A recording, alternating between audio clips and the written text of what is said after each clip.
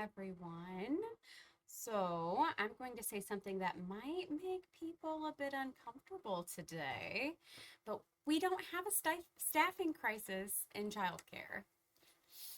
Oops, I'm so sorry if that did make you, in fact, uncomfortable. But we have a leadership problem in childcare, not staffing, leadership.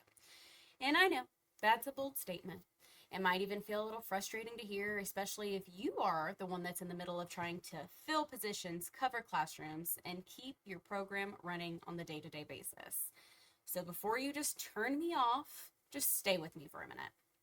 Hi, everyone. I am Katy Dink, and this is Childcare Confidential, where we get real about what's actually happening in our classrooms, in our programs, and in our leadership. And today, we're going to have a conversation that this field really needs to have. So let's start here because I want to be absolutely unequivocally clear about something. Staffing is hard right now. People are leaving this field. Hiring feels like a constant battle that we're going that's uphill only. Directors are stretched so thin, and teachers are absolutely exhausted. I see it, I live it, and I understand it. So this is not about dismissing the reality of what's actually happening. But what I'm asking is this: why? Why are people leaving? Because if we don't ask that question honestly, we're going to keep having the same problem over and over and over again. And here's what I hear all the time, okay?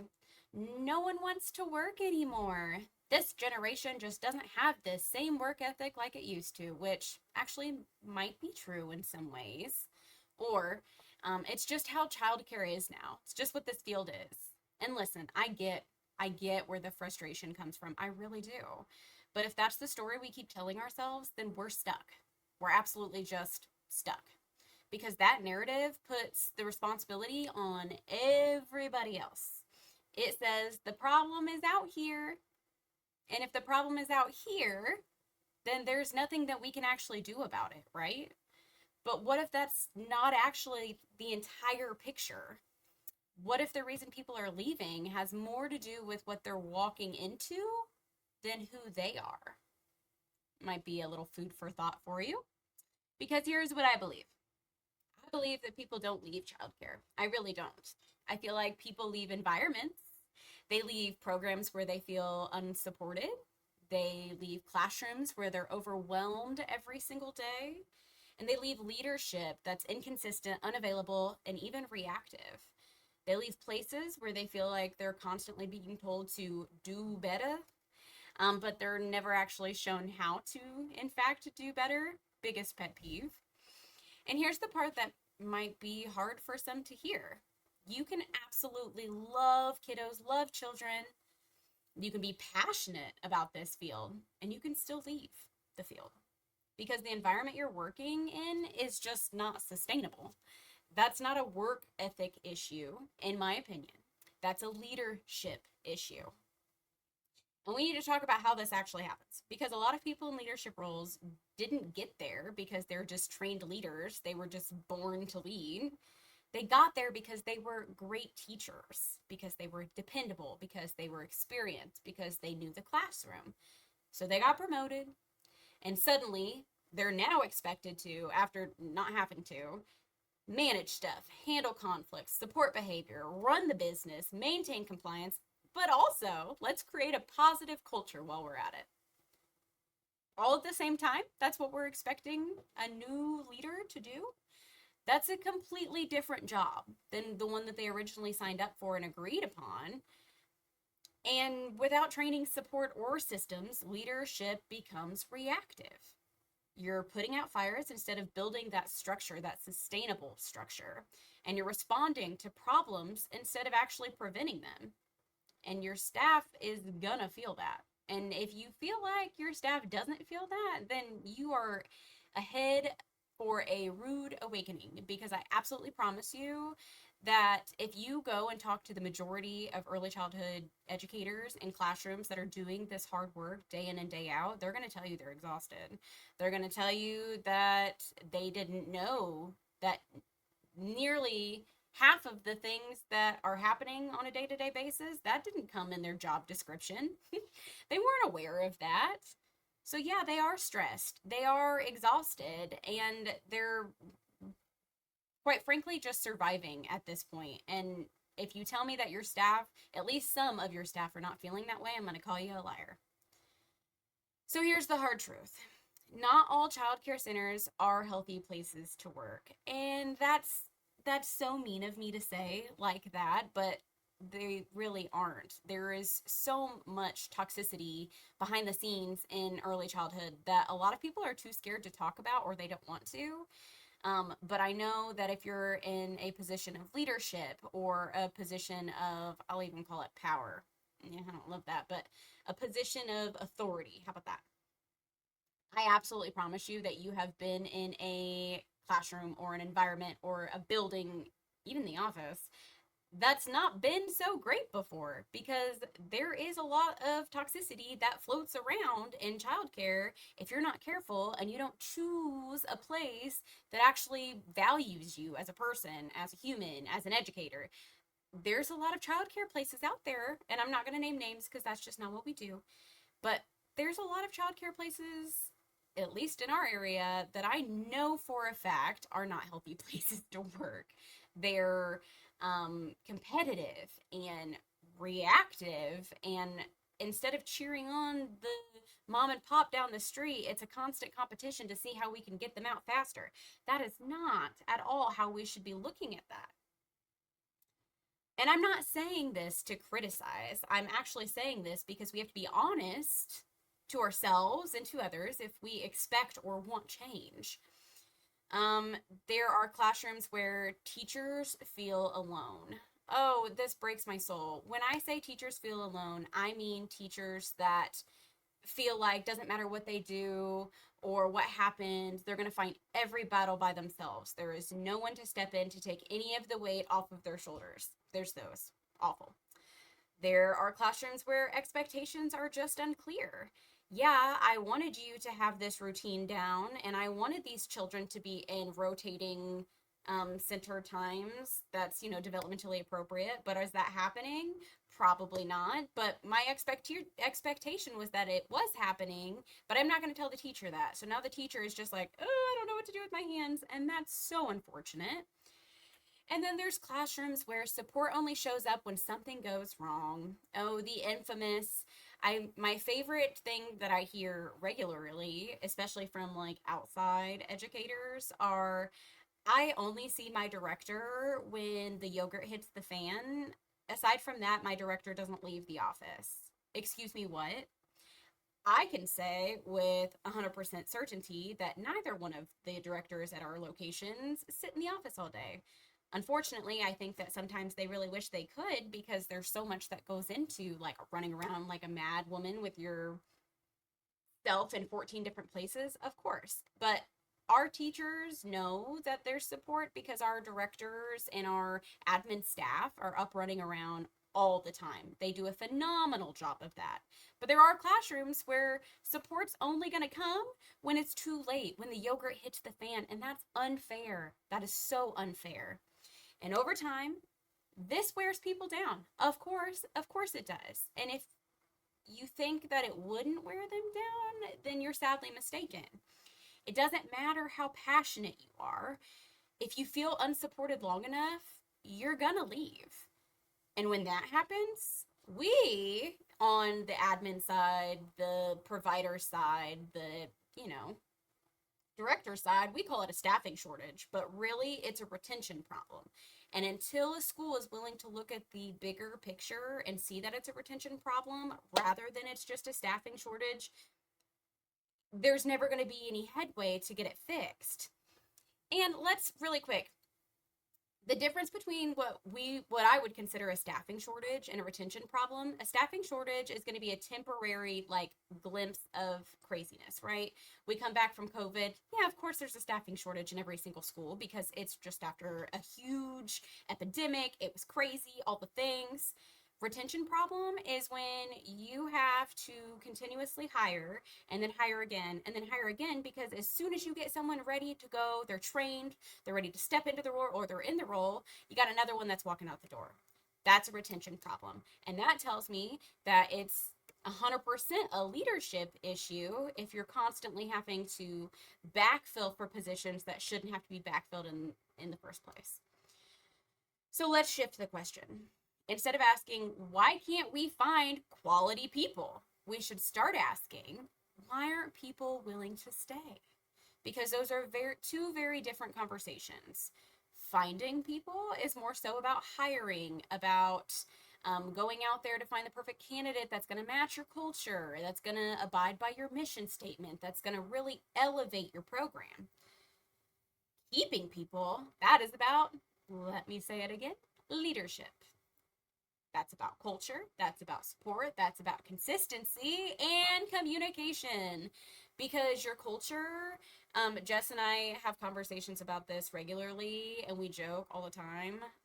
Because when I first stepped into this role that I'm currently at, the culture maybe wasn't the greatest. I mean, it wasn't bad, but it wasn't great. We didn't hang out outside of work. We didn't rely on each other with our personal issues. It was very much just a working relationship, which is fine. But as Jess and I shifted our focus primarily on the culture, things got better. Our teachers got more unified, and now we have like monthly get-togethers where all of us meet up at different people's houses once a month, and we just hang out. We do a craft or we watch a movie or whatever the case may be, but that's all because of the culture shift that Jess and I very purposefully decided to elevate inside of our program. When it comes to support, again, my directors do not just sit in the office all day. And I know the majority of directors that are in the field, they don't. They're busting their rump. I know this to be true. But there are those couple that do just sit in the office and then they're like, I don't understand why we have no people, why we have no staff, or why we can't keep them. Well, girly pop, it's probably because your staff and your teachers don't feel that support. And so if you feel like you're giving it to them and they don't feel like they're receiving it, then that brings us to our communication problem. This piece is big in every forefront. So communication isn't only important with the director to their staff, but it's also from the staff to their students. It's also from the management team to the parents. All of the communication has to be consistently going at the same time effectively in order to work. And if you're missing any four of these things, that's a leadership issue. And it really is going to take a moment and an opportunity and a little glimpse in time to think about it and to come up with a plan to be able to fix whatever issue you're going through within this. But the first step is going to be admitting that you think you might have a leadership issue. We all have them. So it's not something that you should be like, oh my gosh, I can't believe it. Like, it happens.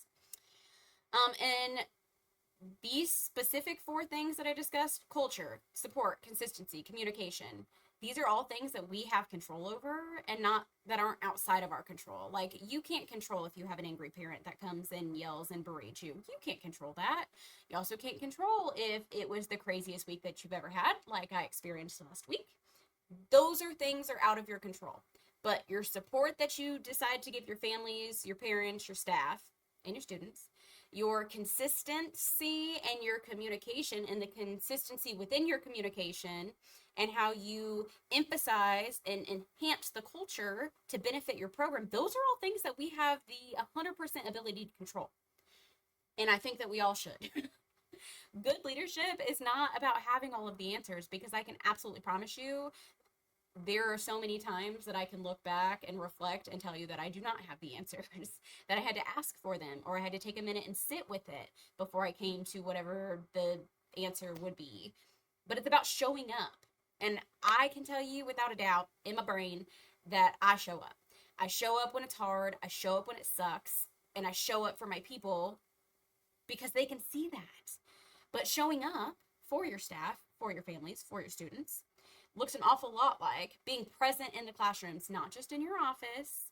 I understand how much paperwork goes into the back end side of our jobs and the admin side of things. But if you don't prioritize going inside of those classrooms so that the teachers know what your face looks like, they know how you handle situations, they know that if stuff got really bad, they can call you and there's no judgment. That's what they can see. It also looks like supporting teachers in real time, not just after the fact. My favorite example of this is from time to time, we get some parents that might make things a little more crazy than I would love, right? Of course. Um, I 9 times out of 10 will listen, right? I understand, I completely get it. But as soon as a parent or an outside person of whatever case you want to say comes after any of my teachers for any reason, and I do not feel like it's justified, or even if we didn't go through the proper channels to get the problem, the whatever addressed, I have my teachers back 100% of the time. I will not let anyone disrespect them. I will not let them be spoken down to. They will not be berated. Well, me and my directors, they do a fabulous job as well. But they make sure those teachers are supported in the moment. If there was an issue in a situation and a parent came to complain, I know my directors are going to look and be like, I'll handle this. No worries. You don't need to go talk to my teacher. Like, I got this. Fine. It also looks like giving clear expectations so people aren't having to guess what you're thinking. I don't know if you knew this, but we're not mind readers as humans. We're just not. I mean, some, maybe. But if you're not giving very precise, clear expectations, then how on earth are you going to be upset, frustrated, or mad at a staff for not fulfilling what you thought their job duties should be if they didn't even have a clear set of expectations to go off of? And then it also looks like following through so that your team knows they can rely on you. I, without a doubt, don't know how to say this any more than how I just did. If you don't follow through with what you tell your staff you're going to do, when you say you're going to be somewhere, when you tell them that you're there to help, or whatever the case may be, the first time you don't show up for them and they don't know that you're reliable, that relationship and that bond that you've worked on creating is gone. It's almost like it didn't even matter. You need to show up when you say you're going to. And consistency among our positions is just as important as the teachers with the students. When we're able to do these things and we're showing up and we're giving our good leadership characteristics, we're creating an environment where our teachers feel seen and supported and valued. I know just from our specific location, we don't pay the most out of every school in the area as far as what we could pay our staff or what we can afford to pay our staff. I mean, thanks to the funding cuts.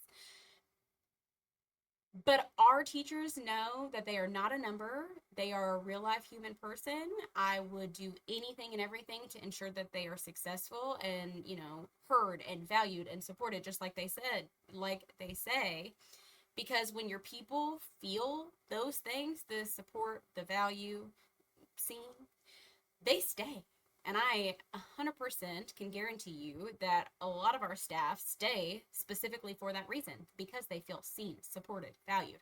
That is the reason that they have stayed with us for as long as they have, and they continue to stay. So here's the question that I want you to really just sit with, okay? If you were a teacher in your own program, would you stay? Would you feel supported? Would you feel valued? Would you feel like you could actively grow in the position that you're in? Or would you be counting down the hours until the end of the day? Because at the end of the day, the problem isn't just finding people, it's giving them that reason to stay. My name is Katy Dink. This is Childcare Confidential. Stay intentional and keep on doing the work that matters.